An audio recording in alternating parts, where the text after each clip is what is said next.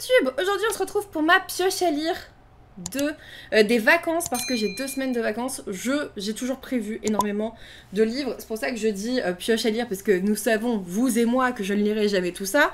J'en ai mis 3, 5, 6, 7, 8, 9, 10, 11 livres en 15 jours, en sachant que je ne l'ai pas encore commencé alors qu'on est le premier jour, et en sachant que je pars 4 jours, 4-5 jours. Bah bien sûr, évidemment. Après j'ai mis des petits livres, et d'ailleurs le livre que je vais commencer aujourd'hui, c'est Les optimistes meurent en premier de Susie Nielsen. C'est chez le livre de poche jeunesse, et dans ce roman on vous parle de Petula, qui a de nombreuses phobies depuis la tragédie qui a anéanti sa famille. J'espère qu'il y a un peu de deuil. Je suis la seule à dire ça, je sais. On vous dit contrainte et forcée, elle fait partie d'un atelier d'art-thérapie. Les adolescents à problème qui y assistent se supportent difficilement, jusqu'à ce que Jacob, l'homme bionique, fasse son apparition. Appareillé depuis qu'il a perdu son avant-bras, le jeune homme, grand cinéphile, est aussi moqueur qu'attentif aux autres. Et bref, Petula et Jacob vont forcément se découvrir, s'entraider, et j'imagine qu'elle va travailler sur ses phobies. C'est un roman qui va me rappeler le travail. Pourquoi je le lis en vacances? C'est une bonne question, je sais. Mais je me dis, j'aimerais bien être ce genre de psy même de psychiatre, parce que souvent les psychologues le font, mais les psychiatres je trouve pas vraiment. J'aimerais bien être ce genre de personne qui te conseille des bouquins à lire, peu importe ton âge. Et comme j'aimerais bien avoir quelques patients de 16-25, peut-être que ça peut fonctionner. Je sais pas, on verra bien. On verra bien si de toute façon, dans cette quête de romans à conseiller, j'en trouve, autre que le bal des folles. Je vous ferai une vidéo là-dessus, de toute façon. Mais bon, vous y attendez pas tout de suite, l'an prochain peut-être. Deuxième roman qui pourra se lire en une journée, je pense, Au prochain arrêt de Hiro Arikawa, qui, en gros, je l'ai acheté à cause de Twitch, qui dépend, en fait, qui vient de Twitch, parce que je ne sais plus quelle personne m'avait dit, je suis en train de le lire, c'est bien. Et je ne connaissais pas du tout, et du coup je l'ai acheté. C'est un roman japonais, j'imagine contemplatif comme d'habitude. On vous dit: au Japon, sur la ligne Hankyu Imazu reliant Takarazuka à Nishinomiya, au gré des 8 gares desservies, des femmes et des hommes montent et descendent, chacun avec son histoire, chacun perdu dans ses pensées et dans les nœuds de son existence. Tu te doutes, je trouve que t'es sur cette ligne, et tu vas apprendre à découvrir certains personnages qui vont avoir, j'imagine, une vie bien particulière. Bref, un roman à lire en une journée, je pense. Voilà. Et ensuite, que seraient les vacances d'été sans du Charleston? Vraiment, j'en lis à chaque fois. J'ai choisi Le sourire au livre de Cynthia Kafka, donc aux éditions Charleston. Ici, c'est pas aussi ensoleillé que le présume la couverture. Vraiment, la couverture fait estivale. Mais en vrai, on est avec Alexia qui a 14 ans et qui a perdu sa mère, son beau-père et ses 2 demi-frères dans un accident de voiture. Elle n'a plus personne en dehors de son père, qu'elle ne connaît pas, qu'elle ne connaît pas bien, qui habite en Dordogne, et chez qui du coup elle va habiter, et du coup elle va apprendre à le connaître. Et pour le coup, ça me faisait trop envie. Oui, il y a du deuil, forcément, ça me faisait envie. Mais en même temps, je me dis, ils vont tous les deux penser leurs blessures, parce que lui aussi, il a perdu... Ah, quoique non, il avait qu'elle, 2 demi-frères. Donc lui, il avait qu'elle, j'imagine. Mais bref, elle va se remettre de ce décès tragique, de ces décès tragiques. Se remettre, je sais pas. Mais en tout cas, elle va apprendre à vivre avec, au contact de son père, en Dordogne. Ça a l'air trop bien. Il est aussi très court. C'est peut-être pas... Oh, peut-être en une journée. Il fait moins de 300 pages. Ah non, il fait 300 pages. 310 pages, quoi. Trop bien, trop bien. Bonnie Blues qui nous dit: roman 1, deuil, roman 3, deuil, grosse ambiance pour ce mois d'août. Ben oui, coucou Alix. Bien sûr, bien sûr, bien sûr. Ensuite, celui-ci aussi, il dépend de Twitch. On a dit que je devais lire une saga en un mois. J'ai dit que je le ferais en août parce que j'ai décidé d'être joueuse, même si ça va être chaud. On se souviendra quand même que j'ai le droit jusqu'au 6 septembre au cas où. En un mois, ça peut être du 6 août au 6 septembre aussi, hein, si je suis vraiment dans la merde. Et du coup, nous avons choisi sur Twitch le fait que je lise Fable. Oui, il se passe ça aussi sur Twitch, si jamais vous pouvez parfois, vraiment pas souvent, mais parfois choisir mes lectures. Et d'ailleurs, je vais faire un défi, là juste après, je vous expliquerai ça sur Twitch. Je vais faire un défi où vous allez aussi m'aider à choisir mes achats en septembre, si vous mettez le nombre de points de gêne, vous allez voir. je vous en parlerai après. Mais bref, vous pouvez un peu décider de ma vie de lectrice de temps en temps. De temps en temps seulement, hein, sinon je mets une couronne et je dis non. Donc, Fable, le tome 1, l'aventurière des mers d'Adrienne Young chez Rajo. Pour le coup, ça m'incite aussi à acheter le tome 2 parce que je l'ai pas, voilà. Mais je suis assez curieuse et puis on est quand même à la mer, j'ai envie de te dire, c'est bien pour l'été. On vous dit un grand roman de fantaisie maritime. Bon, jusque-là on est bien. Depuis des années, Fable vit sur l'île de Jeval, je ne sais pas. Elle ne doit faire confiance à personne. Les récits coralliens sont son domaine. Là, elle plonge et extrait des gemmes qu'elle revend au jeune capitaine d'un navire marchand. Son départ pour les mers ouvertes aux tempêtes approche car elle est décidée à retrouver son père et à conquérir son héritage. J'ai hâte d'avoir le tome 2 pour refaire son visage comme tout le monde fait là. J'ai hâte.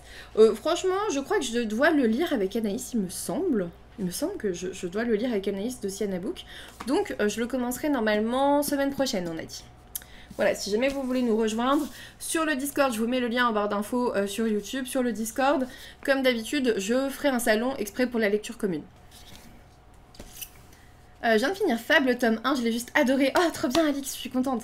Bon choix, Fable, c'est une bonne biologie et ça se lit plutôt vite, trop bien, cool. Ensuite, on reste dans la thématique de la mer. Et celui-ci, je vous le fais gagner actuellement sur Instagram. Alors, actuellement, pour Twitch, c'est pas vrai, mais pour YouTube, c'est vrai. C'est-à-dire que pour Twitch, ça sera en ligne dans 38 minutes sur Instagram. Vous pouvez être les premiers à participer, en fait. Mais sur YouTube, du coup, vu que je la poste mercredi, c'est en ligne, vous pouvez aller voir. Je vous mets le lien de mon Instagram en barre d'infos comme d'habitude. J'ai en double, et du coup je vais quand même le lire cet été, Eric, Prince des mers, donc les princes Disney de Lindsay Miller aux éditions Hachette Heroes. Pourquoi je l'ai en double? Parce que moi je l'ai acheté à sa sortie parce qu'il me faisait super envie. Je l'ai pas encore dévoré, je m'étais dit je le garde pour l'été. Et en fait je suis partenaire Hachette Heroes, et Hachette Heroes me l'a envoyé en box. Et du coup, bah, je me retrouve avec 2 exemplaires, donc j'ai décidé d'en faire un concours. C'est un concours assez de circonstances, je trouve, un concours estival. Il est à gagner sur Instagram cette semaine. On vous dit, rends-toi sur l'île, tue la sorcière, n'embrasse personne. Il y a un résumé à un endroit, je crois. Hop. Une lourde malédiction pèse sur le prince de Vélona. Eric, à l'aube de son 18e anniversaire, n'a jamais embrassé qui que ce soit car, selon la terrible prophétie que lui a racontée sa mère, il est condamné à mourir s'il embrasse quelqu'un qui n'est pas son grand amour. C'est le premier paragraphe du résumé, je ne vais pas en lire plus, ça ne sert à rien. C'est écrit super aéré, hein. Franchement, franchement, je pense pouvoir lire tous ceux que je vous ai présentés là, je pense que ça passe sur les 2 semaines. Mais on sait jamais, à chaque fois je pense que je peux le faire et en fait je le fais pas, donc... On verra bien dans les vlogs. Ensuite, il en reste 6. Il en reste 6. J'ai mis... Alors, ces 2-là, il faut vraiment que je les lise là. Enfin, il faut. J'ai décidé de les lire là parce qu'en fait, je les attends. Enfin, j'attends de pouvoir les lire depuis que je les ai reçus en juin. Parce qu'ils sortent fin août. Comment te dire que ça fait un moment que j'attends de pouvoir lire le prochain pour vous, du coup, Amélie Nothomb, qui s'appelle Psychopompe. Donc chez Albin Michel, je l'avais reçu en juin, mais avec une sortie le 23 août. Je me suis dit, si tu le lis en juin, le 23 août, tu n'arriveras plus à en parler correctement. On vous dit, écrire, c'est voler, en sachant que Psychopompe, c'est ce qui amène, normalement, les âmes des morts vers leur destination. Enfin, c'est ce qui vous permet de véhiculer les âmes des morts. Je sais plus lequel c'était. Ah, j'ai oublié. Mais en tout cas, c'est un mot que je connaissais pas forcément avant de lire ce titre. Donc, est-ce qu'à votre avis, ça va encore parler décès, deuil, mort? Je ne sais pas. Je ne sais pas, mais ça a l'air cool. Voilà, ça a l'air bien chouette. Comme d'habitude, ça c'est un après-midi. Hein. Ça se fait en un après-midi. Il faut juste que je choisisse l'après-midi dans lequel je vais le dévorer, mais ça sera lu. Ensuite, dans le même temps, j'ai aussi mis Illuminatine de Simon Bentolila chez Albin Michel. Pareil, j'attendais d'arriver à août pour le dévorer parce que je l'ai reçu en juin. C'est une sortie du 23 août. Voilà, on parle de l'illuminatine qui est une drogue puissante qui a la particularité de faire saillir dans l'esprit du consommateur la vérité cachée, jusqu'à renverser tous les narratifs sur lesquels repose la société. Ça fait très complotiste, je trouve. Ça fait très complotiste.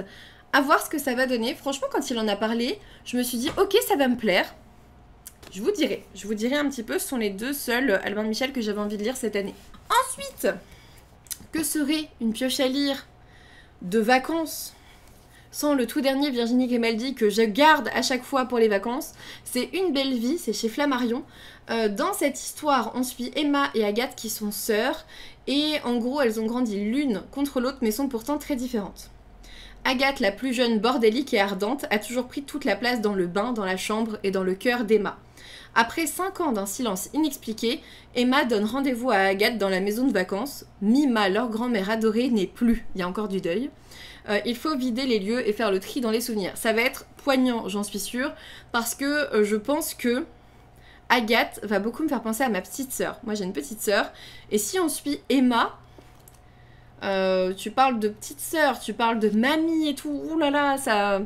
Je l'ai gardé pour les vacances, mais je suis pas sûre que ça soit si léger que ça, voilà, au niveau émotionnel, je veux dire. Mais vraiment, je pense que ça va beaucoup me plaire. Je le sais, le Virginie Grimaldi de cette année va forcément beaucoup me plaire vu les thématiques abordées. On verra, je vous en reparlerai. Je pense que celui-ci, je sais pas, en fait je suis en train de vous montrer des livres, je veux trop les lire dans les 2 semaines, mais j'y arriverai jamais. J'arriverai jamais. Bon, en août en tout cas. En août.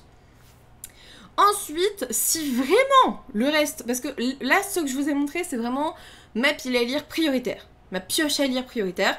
Si j'ai fini et qu'il me reste un petit peu de temps, oui, team optimiste ici, je me suis mis le petit dernier de Julia Richard qui est Paternoster, même si je pense qu'il irait mieux en septembre. C'est pour ça que je vous dis si j'ai fini, voilà. Mais en septembre, il sera peut-être pas mal, Paternoster. On vous dit pour Dana, jeune femme issue d'un milieu modeste, Basile Paternoster a tout du compagnon idéal, séduisant, éloquent et de bonne famille. Mais lorsque vient la rencontre avec les beaux-parents dans leur vaste propriété de campagne, lors d'un été caniculaire, les choses s'engagent mal. Vu que c'est pendant un été caniculaire, il passe aussi en été, donc voilà. Voilà. Et ensuite, j'ai aussi mis pas loin, parce que le tome 2 va sortir bientôt, j'ai aussi mis pas loin Le cœur du prince corbeau de Tessandja Odette, donc Le royaume des failles, le tome 1 chez Corrigan, parce que c'est la réécriture de Cendrillon. On vous dit héritier du trône de la cour de la lune, le prince Franco est l'idéal masculin que toutes les jeunes femmes du royaume rêvent d'embrasser ou même d'épouser, mais après une multitude de rendez-vous insatisfaisants, le prince a totalement renoncé à l'amour. Et cela lui pose un vrai problème, il doit montrer à ses sujets qu'il est le digne héritier du trône et qu'il n'est pas célibataire. Franco conclut donc un pacte avec Humber, une pauvre domestique mi-fée et mi-humaine qui est prête à tout pour enfin gagner sa liberté. Bref, c'est une réécriture de Cendrillon. Je suis pas méga fan de Cendrillon, je vais pas vous le cacher, je suis pas super méga fan, mais le tome 2 sort, et le tome 2 c'est quoi? C'est pas une suite logique en plus, mais le tome 2 c'est le premier qui est sorti en VO d'ailleurs, c'est une réécriture de La Belle et la Bête. Du coup je veux lire celui-là pour demander le tome 2, vous voyez ce que je veux dire? Je sais plus si je l'ai pas déjà demandé. Je sais plus, parce que je suis partenaire avec Corrigan, il nous envoie des trucs super en avance, mais du coup, il faut quand même que j'ai lu le premier qu'ils ont sorti dans cette saga, même si eux, ils ont choisi de sortir Cendrillon. Voilà. Il est gros, il est gros. Il est gros, mais écrit gros aussi, donc bon, à voir. À voir. Et dernier roman de cette pioche à lire, je me suis dit, si j'ai encore envie de contemplatif et que j'ai fini le reste, j'ai mis La bibliothèque des rêves secrets de Michiko Aoyama chez Nami, parce que j'ai vraiment très envie de le lire depuis que je l'ai acheté, c'est-à-dire depuis l'an dernier, je pense, à peu près. Pour le coup, on est avec, on vous dit, Sayuri Komachi qui attend patiemment ceux qui décident de venir la voir dans une petite bibliothèque en plein cœur de Tokyo. Hommes ou femmes, jeunes ou vieux, salariés ou retraités, ils sont au croisement de leur vie. Ça me fait beaucoup penser au prochain arrêt, je crois que c'est ça, que je vous ai montré vraiment au début. J'aime bien lire des livres japonais l'été. J'en ai pas lu en juillet, c'est pour ça que là j'en ai mis 2. On verra. C'est tout pour ma pioche à lire de l'été, enfin pas de l'été, des vacances. Je voulais la faire parce qu'on est lundi 7 août, c'est le début de mes vacances. Donc je me suis dit, est-ce qu'il y a un autre moment vraiment meilleur pour parler d'une pioche à lire de vacances? Pas vraiment, j'espère en tout cas que cette vidéo vous a plu, vous a peut-être donné quelques idées de lecture pour vos propres vacances. Je vous laisse là pour YouTube, je reprends Twitch, je vous fais des bisous, n'hésitez pas à me laisser un petit commentaire pour me dire si vous avez lu certains de ces livres, ça pourrait m'inciter à les sortir réellement pendant les vacances. Un petit pouce bleu, un abonnement si ce n'est toujours pas fait, et puis moi je vous dis à bientôt pour une nouvelle vidéo.